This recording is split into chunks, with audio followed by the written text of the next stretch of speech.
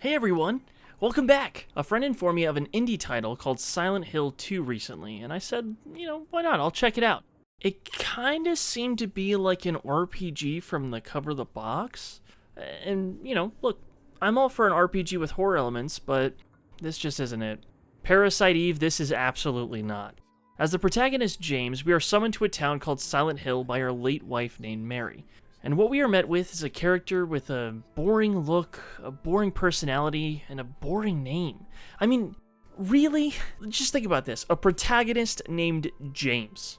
Hey look! Here's our mighty hero coming in to save the day at the 11th hour. His name is Tim. We as the player are quickly met with minutes upon minutes upon minutes of walking. First through a forest, then in the town itself. And when considering the name, I have to realize that this is the flattest hill I have ever seen. They have this stupid fog everywhere that doesn't allow you to see more than 10 feet in front of you, and it's just a slog trying to figure out where to go. I get that there was limitations that they had to incorporate for the game to actually render properly, but this is just ridiculous. At first, I was waiting for a random combat encounter to trigger just to get a taste of the combat, but then I discovered we're getting a much more hands-on approach. We are greeted by our first enemy, and we are given a plank of wood with a couple of nails on it as our first weapon. I guess you gotta start somewhere. This Arkham-style combat clearly rips off the 3-hit combo, as you only have one basic attack button and one dodge button. However, you'll find out quickly the dodge is really unreliable because you don't get the flashes above your head to tell you when to dodge, so you'll take a lot of unnecessary damage from bad design. I hope you like this enemy type because you're going to be fighting it all game. And I fight every single enemy that I see to try and see if I can get some loot or anything I can use, and there doesn't even seem to be any level up mechanic or loot or drops or anything, so I end up just wasting all of my healing items and I'm screwed for the rest of the game.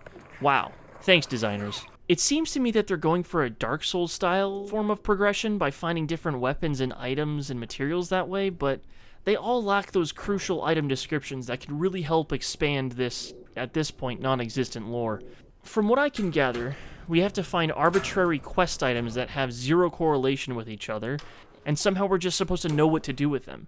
Although, actually, I will say there is one pretty decent puzzle later on in the game featuring 3 princesses.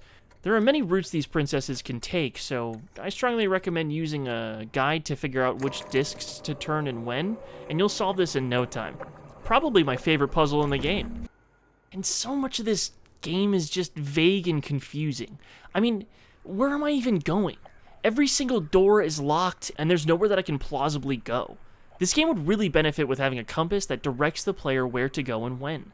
I'm 3 hours in, and I still haven't even found a single building I could enter, nor any cutscenes to trigger. It's just more enemies. How is this passable game design? At a certain point, you end up finding Maria, which is clearly just an asset swap of Mary. I get that they were probably running low on dev time, but making a comment on the fact that she looks exactly the same as his late wife, just with different clothing, is it's just lazy. I guess if I had to make one strong compliment for this game, I would say that... Man, I really have to think on this one. It does require a little bit of ammo conservation, which was probably inspired by Dead Space, but unfortunately it just doesn't do it as well here. Look, at the end of the day, if you want to have a good Silent Hill experience, you should probably just watch the movie instead.